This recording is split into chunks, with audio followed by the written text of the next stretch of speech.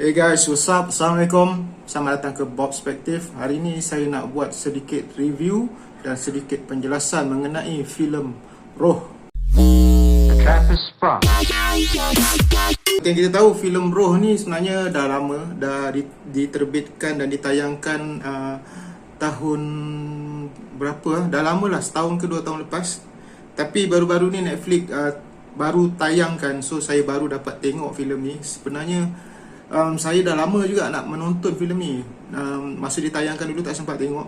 Dan ada dengar orang cerita-cerita yang cerita ni membuatkan orang berfikir lah, susah nak faham. Dan orang cakap dia punya sinematografi dia cun apa semua.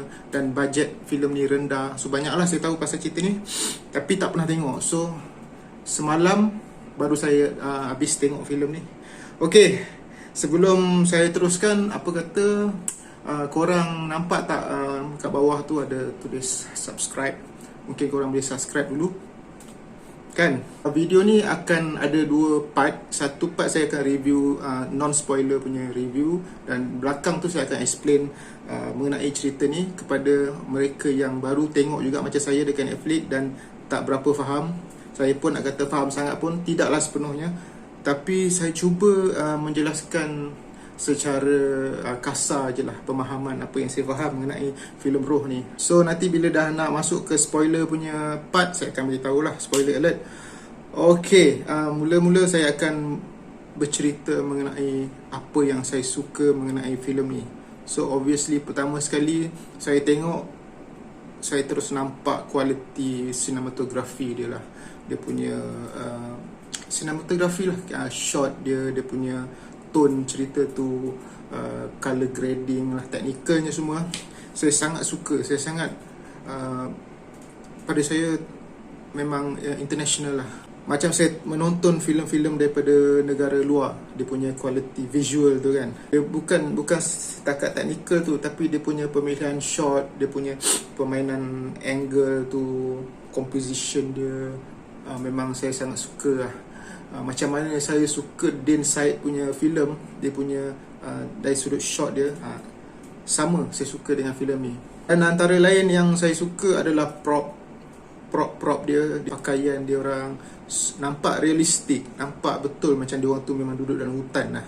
Dan walaupun prop dia tak adalah benda-benda yang susah sangat pun, dia kena just buat rumah tu apa semua, tapi somehow benda tu nampak lama dan nampak believable. Kadang-kadang ada benda yang prop filem dia orang cuba buat nampak buruk, gagal. Nampak sangat benda tu cuba dia buat untuk nampak buruk. Dan antara lain dia, filem ni ada berapa orang pelakon? Mak, anak 2 orang, budak tu, pemburu dengan tok. Okey, 6. Betul ke?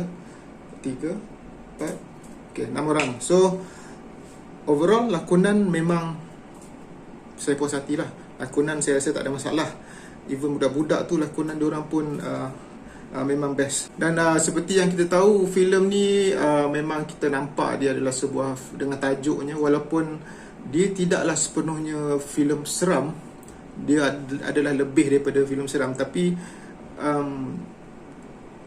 elemen seram yang dia bawa dalam filem ni saya sangat suka. Cara dia punya approach kepada menyampaikan seram tu, saya suka.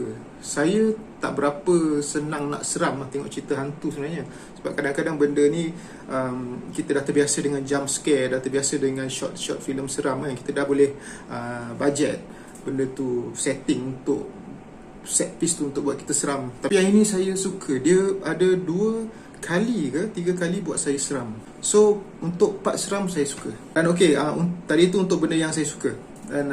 Dan obviously saya suka dia punya cerita, dia punya konsep cerita macam ni. Saya suka benda cerita yang slow burn, penuh misteri, penuh persoalan, dan kemudian dia memerlukan kita untuk berfikir balik untuk cari jawapan. Dia ada juga cerita slow burn yang tak best tau. Dia tak bagi kita apa-apa kan, macam, tapi cerita ni sampai satu part tu saya sakit kepala agak lah. Memikirkan ada benda yang saya tak jumpa dalam filem ni kan. Tapi untuk keseluruhan maksud cerita ni secara dasarnya saya rasa saya dapat lah. Sekali tengok tu saya dah dapat. Cuma ada beberapa serpihan-serpihan yang dalam filem tu saya macam tak dapat. Sebelum saya pergi kepada apa yang saya tak berapa suka, ada satu yang saya perasan dalam filem ni, semua watak dia tak ada nama. Semua watak dia hanya diwakilkan dengan gelaran Mak, Angah, Along, Pemburu, Tok. Dengan budak kecil tu. Budak kecil tu pun tak ada gelaran apa, just budak perempuan kecil. Budak kecil. Okey, yang kalau ada yang saya tak meminat pun dalam filem ni adalah watak. Pada saya, watak Tok tu nampaklah dia tu seorang yang muda. Dari sudut muka, facial dia tu, kita nampaklah dia tu muda. Tak berapa macam nampak kedutan tua apa semua. Dan lagi satu, dia punya suara pun, suara dia memang suara orang muda kan. So kalau saya rasa casting tu dapat ambil orang yang betul-betul tua, atau boleh buat suara tua, dan make up tua tu lebih meyakinkan, saya rasa akan lagi best lah. So okay, sekarang dah masuk spoiler punya part. Pada yang tak nak dengar, boleh berhenti menonton video ni. Terima kasih kerana dah menonton setakat ini. Dan okay, secara keseluruhan, bila saya tengok, apa yang saya faham, cerita ni adalah nak menyampaikan betapa manusia tu mudah dipermainkan syaitan lah. Dalam cerita ni, dia orang mengambil watak Tok tu sebenarnya digambarkan mula-mula sebagai baik, tapi akhirnya dia tu adalah syaitan, iblis, syaitan yang membisik kepada manusia dan memporak-perandakan manusia. So dalam skop yang kecil, cerita ni dia seakan-akan memberi gambaran bagaimana syaitan tu membuat kerja dia dan memporak-perandakan manusia dari satu tempat ke satu tempat. Bagaimana dia menggunakan manusia untuk menjalankan kerja-kerja dia. So dia sebagai sesuatu yang dalam filem ni, even dia sendiri cakap, sesuatu yang kita tak nampak dan kita tak boleh pegang, tak boleh mencederakan atau mengapa-apakan kita. Itu dia bercerita mengenai diri dia sendiri, syaitan kan. Dia hanya boleh berbisik dan mengguna manusia untuk membuat kerosakan. So itu yang dia buat. Dia bisikkan, dia rasuk.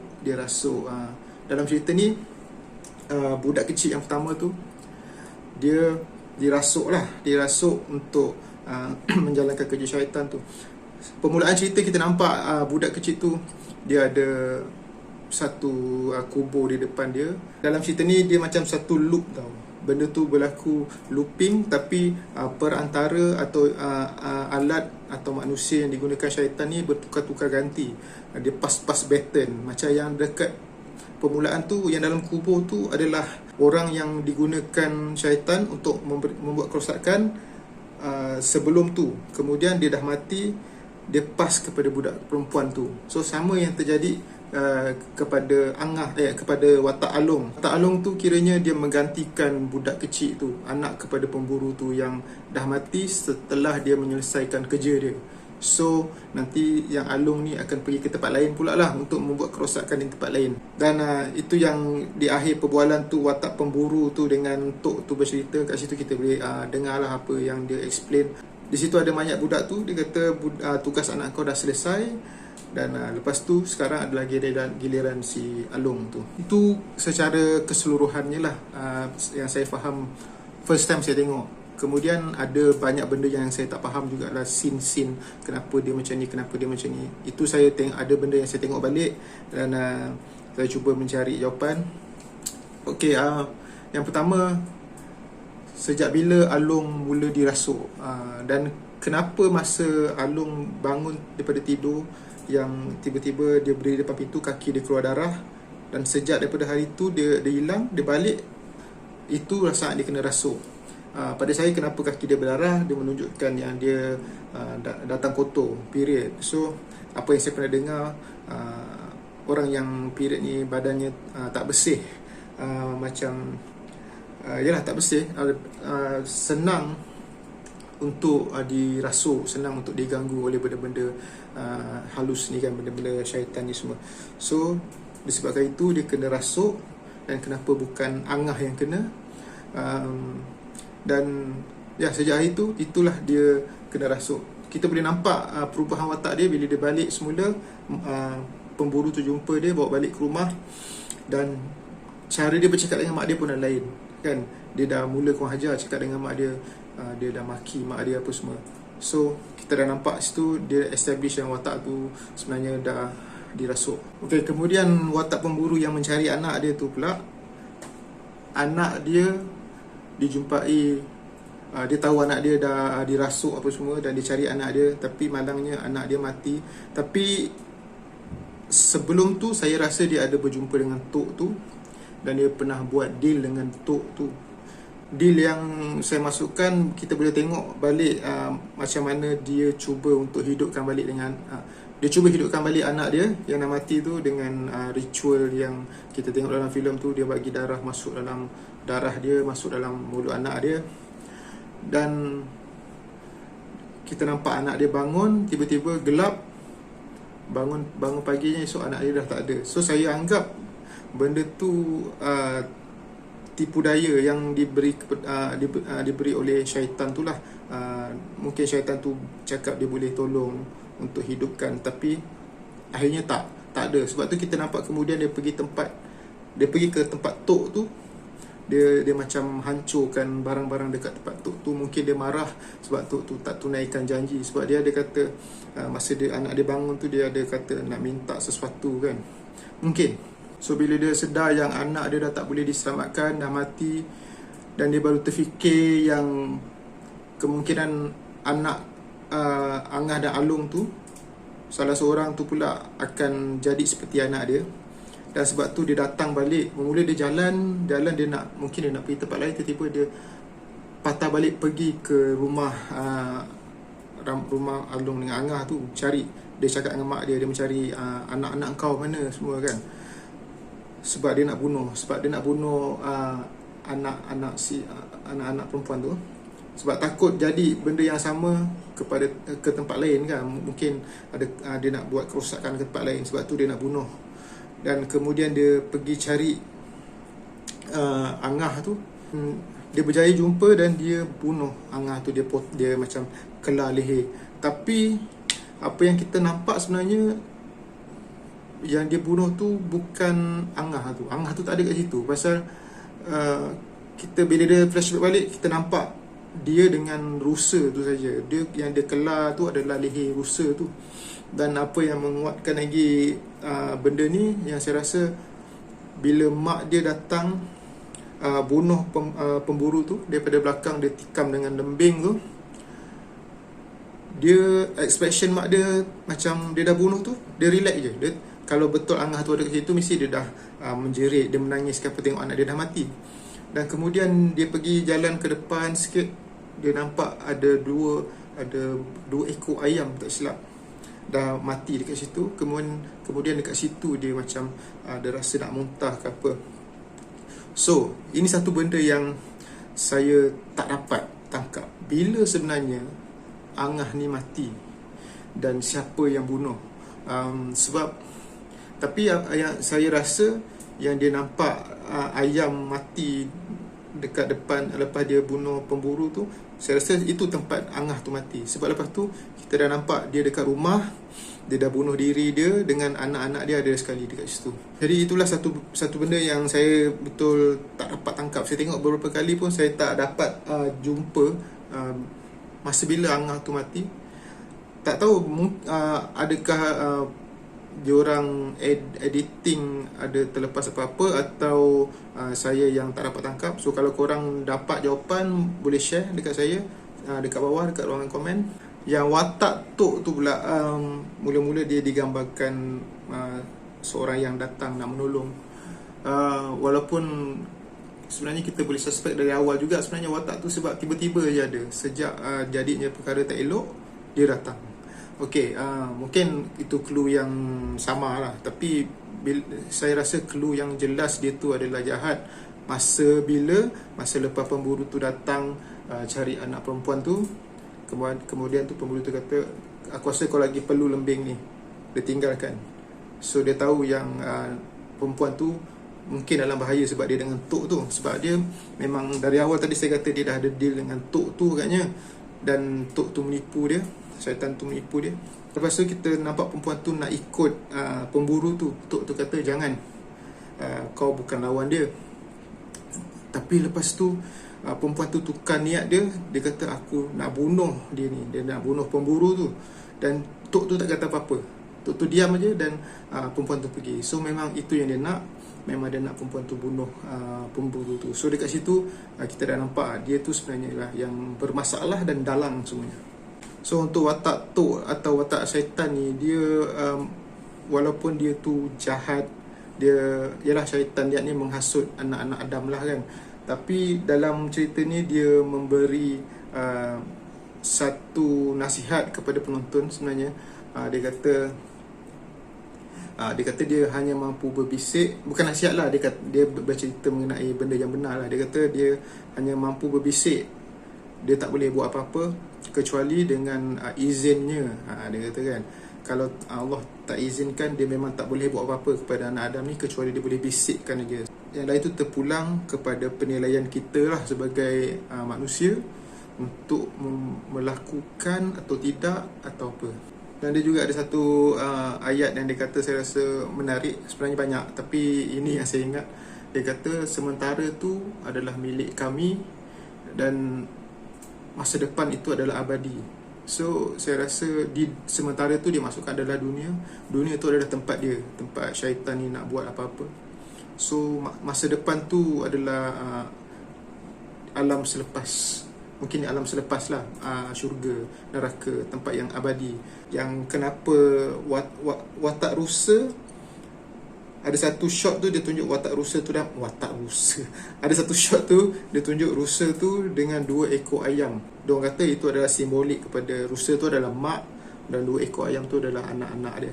So okay, yang lagi satu, ada juga yang tanya kenapa watak pemburu tu dah kena tikam dengan tombak tu pun, dengan lembing tu pun tak mati. Dia boleh bercakap lagi dengan Tok tu masa last tu kan. Sebenarnya yang itu saya rasa dia dah mati dah. Itu bukan jasad dia lah, itu mungkin roh dia yang bercakap dengan syaitan tu. Saya suka scene last tu, dia punya sinematografi dia, dia punya lighting. Tok tu duduk atas, dia dekat bawah dengan api. So dengan dia punya bayang-bayang kat belakang tu, saya rasa shot tu, saya rasa scene tu best. Nampak? Okay, satu benda saya lupa. Ada yang saya nampak itu orang bertanya kenapa watak budak perempuan tu bunuh diri dia kan. Saya rasa satu sebab tugas dia dah selesai, dia nak pass baton mungkin dekat situ kepada Along tu. Dan lagi satu mungkin macam saya kata tadi, dia ada kena-mengena dengan betapa terpesongnya bapak dia membuat ritual yang kurafat, yang syirik, buat deal dengan syaitan untuk hidupkan dia balik. Mungkin ada kena-mengena dengan benda tu. Dan walaupun dalam filem ni tak menunjukkan diorang ni ada agama apa kan, agama Islam ke apa, tetapi ada satu ayat yang Along tu cakap bila mak last tunduk sujud minta pada dia kan. So macam somehow dia menerangkan benda ni ada kena-mengena dengan agama jugalah, ada kena-mengena dengan ketuhanan. Okay, ada benda juga yang saya confuse. Along dia mengambil alih tugas budak yang mula-mula tu. Tapi budak yang mula-mula tu datang dalam bentuk jasad, dalam bentuk manusia. Kemudian dia bunuh diri. Tapi Along ni awal-awal dia dah mati. Dan untuk dia membuat kekacauan dekat tempat lain, adakah dia akan pergi sebagai roh? Dan sebab itu tajuk filem ni adalah Roh. Kenapa dia tak pergi juga sebagai jasad? Atau adakah budak perempuan tu datang memang dia dah sebagai roh? Itu saya tak pasti. Kalau ada jawapan, korang boleh tolong jawab untuk saya. So okay, akhir sekali saya menerima filem ni sebagai entertainment semata-mata. Sebab dalam agama Islam kita tahu yang roh tu dia tak boleh datang balik untuk buat kacauan ke apa. So dah bukan hak dia dah untuk kembali untuk buat benda-benda tu semua. Jadi ya, sebagai hiburan dan sebagai benda yang membuatkan kita berfikir, bekerja otak ni sekejap kan. So saya suka dia punya sudut artistiknya filem ni. Okey, terima kasih kerana menonton. Itu sekadar pendapat peribadi saya. Mungkin salah, mungkin betul sikit, mungkin salah banyak. Wallahualam. Terima kasih kerana menonton. Assalamualaikum. Peace out.